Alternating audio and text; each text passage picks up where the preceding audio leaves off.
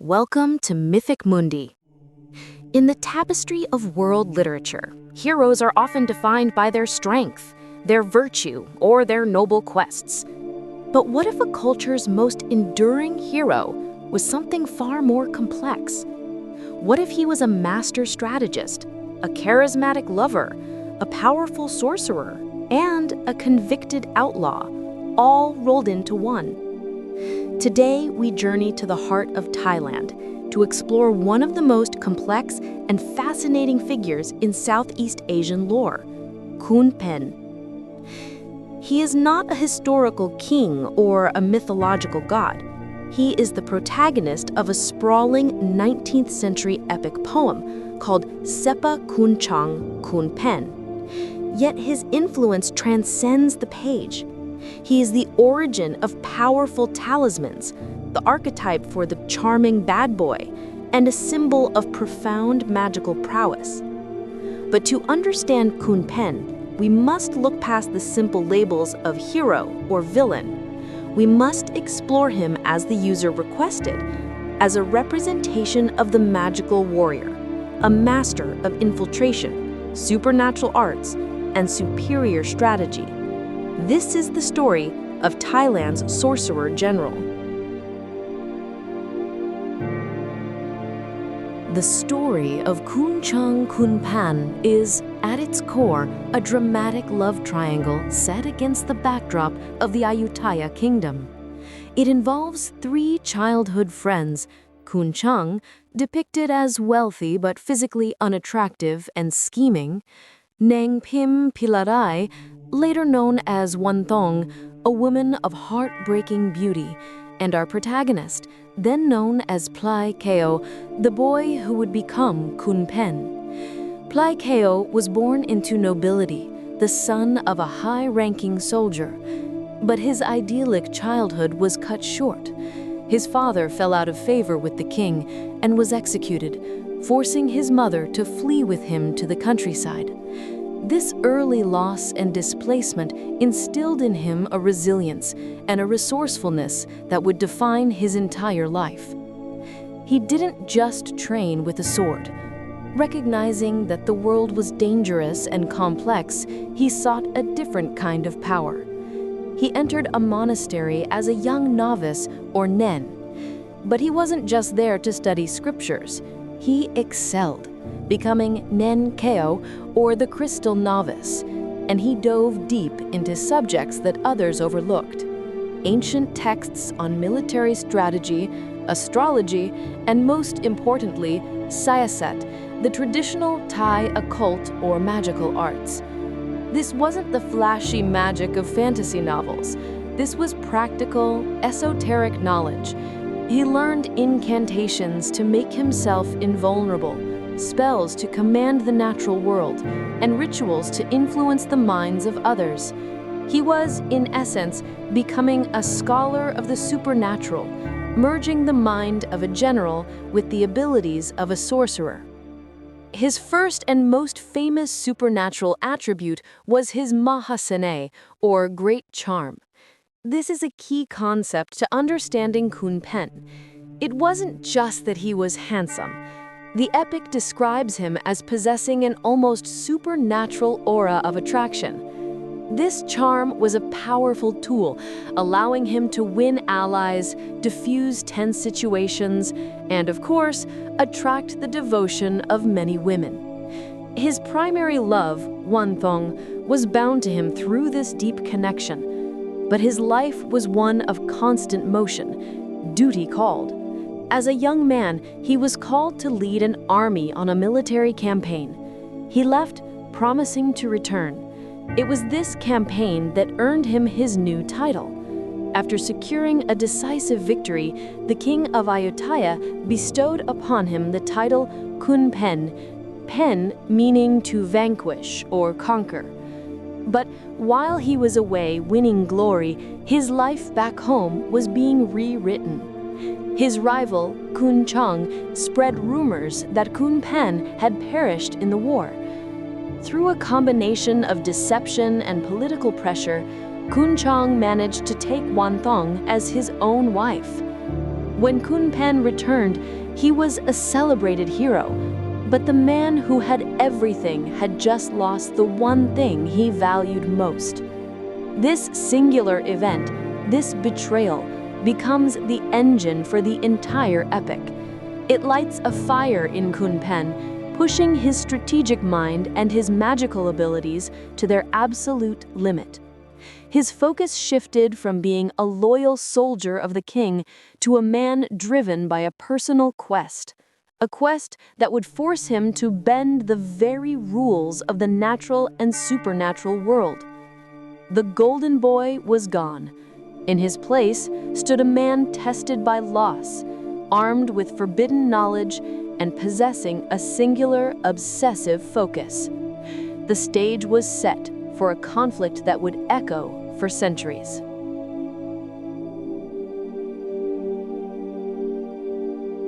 When Khun Phaen was pushed into the role of an outlaw, hunted by the man who stole his wife and disfavored by the king, he did not rely on brute force. He relied on his training. He became the ultimate master of infiltration and unconventional warfare, backed by an arsenal of magical tools and abilities that are now legendary in Thai culture. His strategic brilliance was not just about battlefield maneuvers, it was about psychological operations. He would infiltrate heavily guarded compounds, often in disguise, using his charm to disarm guards or his magic to create illusions, making them see things that weren't there. He could put entire households to sleep with a spell, walk unseen through enemy lines, and communicate with spirits to gather intelligence. This is the infiltration and strategy that defines his character. He was a one-man special operations unit. But to achieve his goals, he assembled a toolkit of powerful, supernatural artifacts. First was his blade, the Dab Fa Fuen, or sky-splitting sword. This was no ordinary weapon. The epic describes how it was forged from a mystical blend of metals and sacred materials, imbued with incantations at every step of its creation. It was, in essence, a weapon of legend, capable of channeling his power and cutting through both physical and spiritual obstacles. Second, he required a steed that could match his supernatural abilities. He found a magnificent horse, which he named Si Mla. This horse was not just fast, it was depicted as being semi-divine, loyal, and preternaturally intelligent, capable of understanding his master's commands and bearing him through impossible dangers. But by far the most famous and most controversial of his magical creations was his spiritual familiar, the Kuman Thong, or Golden Child Spirit. This part of his legend is dark, and it highlights the lengths to which he would go. The story is complex, but the outcome is this. Through a powerful and forbidden ritual of necromancy, Khun Phaen bound a child spirit to his will. This was not a simple act. It was a demonstration of his total mastery over the barriers between the living and the dead. This ritual, born of desperation and dark knowledge, gave him an unparalleled magical tool. The Kuman Thong was his invisible spy, his ghostly servant. It could warn him of danger, protect him while he slept, and carry out tasks that no living human could. In the narrative, this act cemented his reputation as someone who would willingly traffic with the darkest arts to achieve his objectives.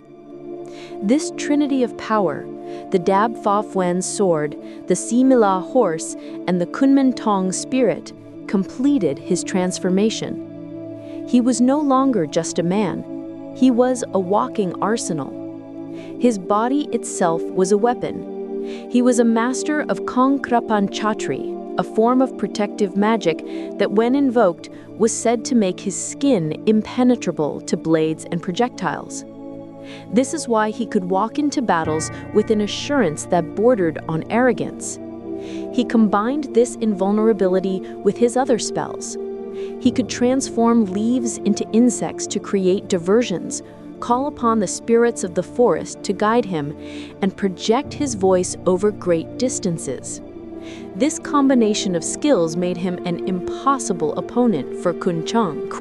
While Khun Chang had wealth, political power, and the king's ear, Khun Phaen had the night, the shadows, and the spirits on his side. He would snake into Khun Chang's own house, not to attack him directly, but to humiliate him, to take Kuman Thong back, or simply to prove that no wall could hold him. His time as a fugitive was not just a period of survival, it was a master class in asymmetrical warfare. He spent years in prison, but even there he was not powerless. He used his charm to win over the guards and his magic to maintain his strength. When he was finally released, because the king, once again, needed his military genius to solve a new crisis, he emerged not broken, but stronger. This is the central paradox of Khun Phaen. He was a loyal subject, yet a rebellious outlaw. He was a man of the people, yet a master of dark arts. He was a devoted lover, yet his actions brought tragedy to those he loved. This complexity is what makes him so much more than a simple hero. He is a strategic and supernatural force of nature.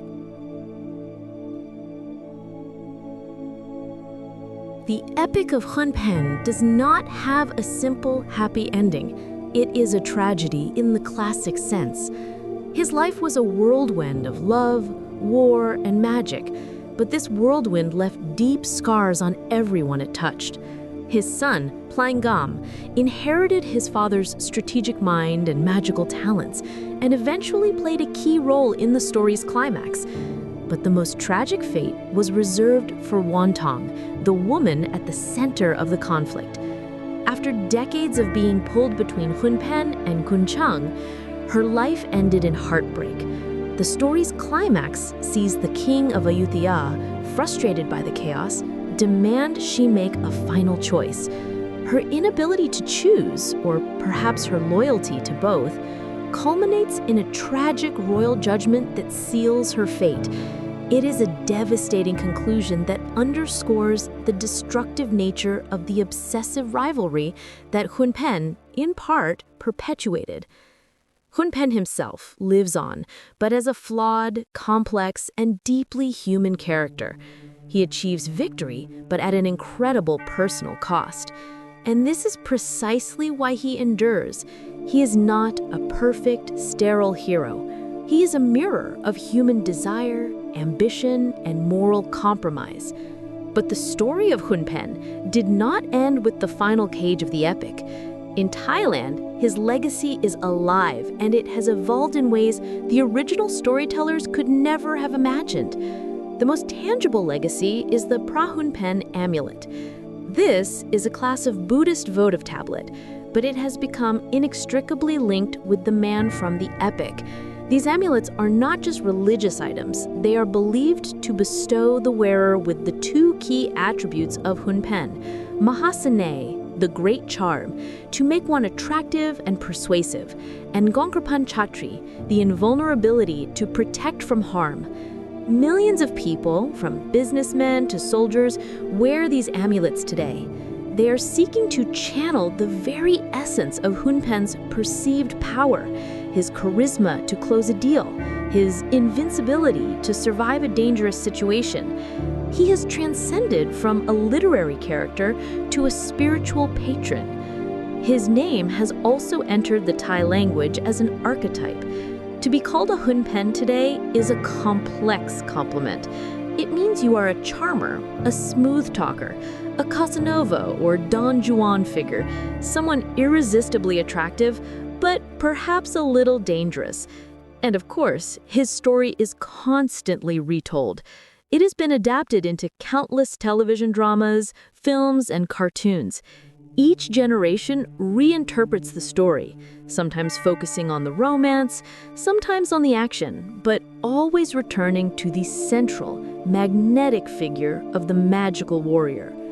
So why does he fascinate us? Why does a channel like Mythic Mundi explore his story? Because Khun Phaen represents a compelling blend of power. He's not just a warrior, limited by the physical. He is a strategist, a master of the human mind. And he is a sorcerer, a master of the unseen world. He is the complete package of mind, body, and spirit, albeit in a morally ambiguous form. He reminds us that not all battles are fought on a field with swords. Some are fought with words, with charisma, with influence, and with a deep understanding of the hidden currents of the world. Khun Phaen's story is a foundational piece of Thai culture, a complex epic that defies easy categorization. He is a hero, a rogue, a sorcerer, and a strategist, a true legend of the Mythic Mundi. What figures of myth and legend would you like us to explore next? Khun Phaen's story is just one of thousands. Let us know in the comments below. And if you enjoyed this journey into the heart of Thai folklore, please show your support. Don't forget to like this video, subscribe to Mythic Mundi, and share your thoughts. Your engagement helps us bring more of these incredible stories to light. Thank you for watching.